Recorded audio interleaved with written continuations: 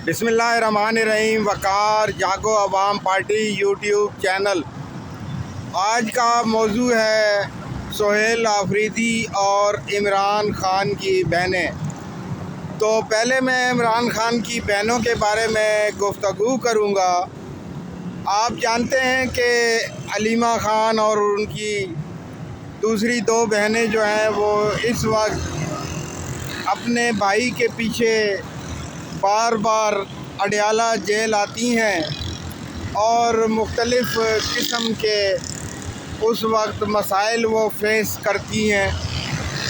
तो जो भी ये मामलात होते हैं, अगर इनको बग़ौर जायज़ा लिया जाए तो समझ में आती है एक बात, वो तो ये है कि इमरान ख़ान की बहनें अपने भाई की मोहब्बत में बार बार अडयाला जेल तक आती हैं और वहाँ पर अपने भाई से मिलने की कोशिश करती हैं। जब उनकी मुलाकात उनके भाई से नहीं होती तो वो प्रोटेस्ट करती हैं और सड़क पर धरना दे देती हैं। तो जो गुज़श्ता एक दो दिन में वाक़यात हुए, जिस तरह उन्होंने एक दिन पहले मुलाकात ना होने पर रात 12 बजे तक प्रोटेस्ट किया, सड़क पर बैठी रहीं और बिलाखिर पुलिस ने रात गए 12 बजे उनको वहाँ से हटाया। तो एक तूफ़ान सा बर्पा हो गया।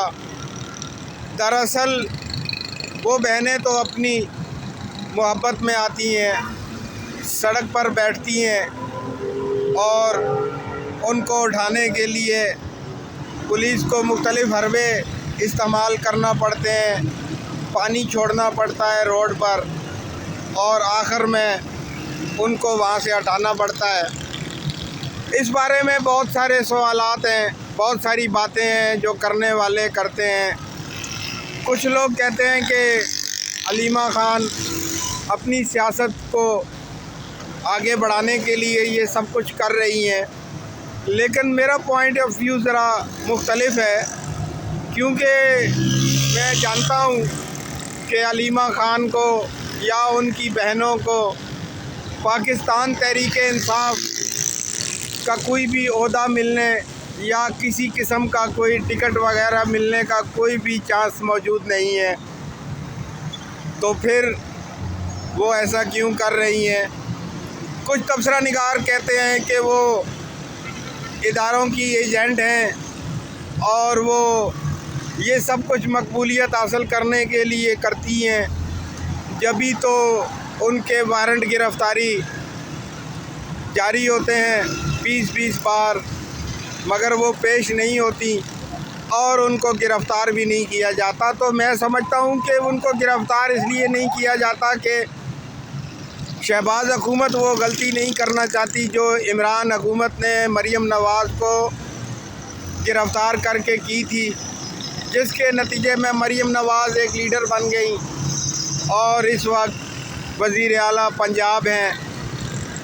दूसरी वजह यह है कि जब भी अदालत से रिमांड नोटिस जारी होता है तो वो नोटिस तलबी होता है और उसके ऊपर फौरी गिरफ़्तारी का कोई आर्डर नहीं होता, इसलिए भी उनको रिलीफ़ दिया जाता है। बहरहाल मैं ये बात वाज़िह तौर पर समझता हूँ कि वो बहनें बहरहाल अपनी मोहब्बत में ही आ रही हैं, भाई की मोहब्बत में, और देखा गया है कि मुश्किल वक्त में सियासी लीडर जब मुश्किल में आते हैं तो उनके घर वाले ही उनके साथ खड़े होते हैं, क्योंकि सियासी लोगों की अक्सरियत तो जो है वो अब पहले जैसी नज़रियाती नहीं रही, मुश्किलात से डरती है, घबराती है। तो मुश्किल वक्त में सियासतदानों के साथ माजी में भी और हाल में भी उनके घर वाले ही खड़े नज़र आते हैं। दूसरा मौजू है सोहेल आफरीदी का।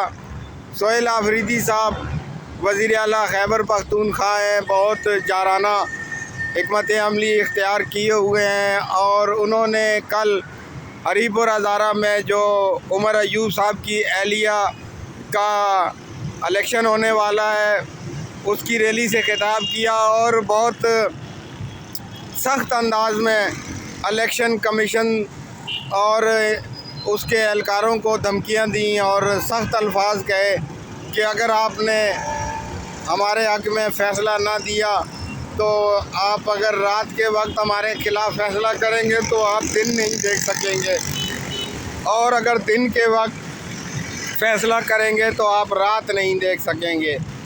इसी तरह के कई और सख्त बयानात भी वो देते रहते हैं। इन बयानात के नतीजे में तहरीक-ए-इंसाफ़ के अंदर उनकी मकबूलियत बहुत बढ़ चुकी है, बहुत ज़्यादा हो चुकी है, और तहरीक-ए-इंसाफ़ के फॉलोअर्स उनको बहुत ज़्यादा लाइक कर रहे हैं। लेकिन सवाल ये पैदा होता है कि क्या सोहेल आफरीदी के ये बयानात इमरान खान और तहरीक-ए-इंसाफ़ के लिए फ़ायदा मंद साबित होंगे या कि 9 मई की तरह नुकसानदेह साबित होंगे।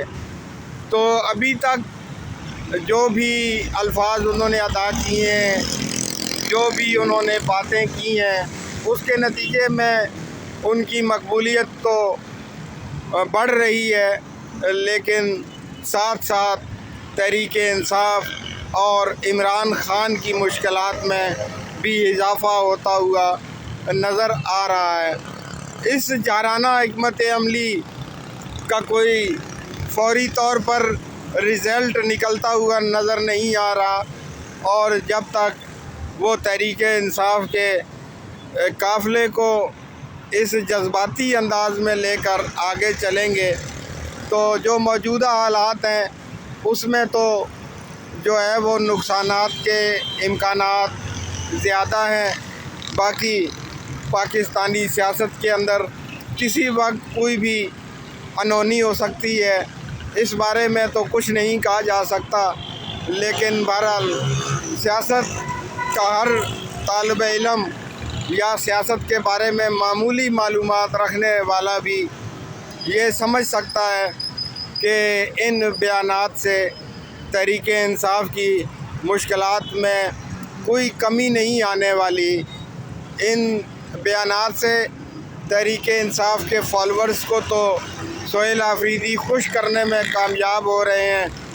मुमकिन है कि उनके ये बयानात इमरान खान तक पहुंचते हों तो वो भी खुश होते हों, लेकिन इन बयानात के साइड इफ़ेक्ट्स का अगर जायज़ा लिया जाए तो ये तहरीक-ए-इंसाफ़ के लिए बहुत ख़तरनाक भी साबित हो सकते हैं। बाकी देखिए, आगे आगे देखिए होता है क्या। आने वाला वक्त साबित करेगा कि सोहेल आफरीदी ने जो हिकमत अमली इख्तियार कर रखी है वो उनको, उनकी पार्टी को, उनके कायद को फ़ायदा देती है या नुकसान, ये तो मुस्तक़बिल करीब में सामने आ जाएगा। लेकिन जो आसार हैं वो बड़े ख़तरनाक हैं। पाकिस्तान जिंदाबाद।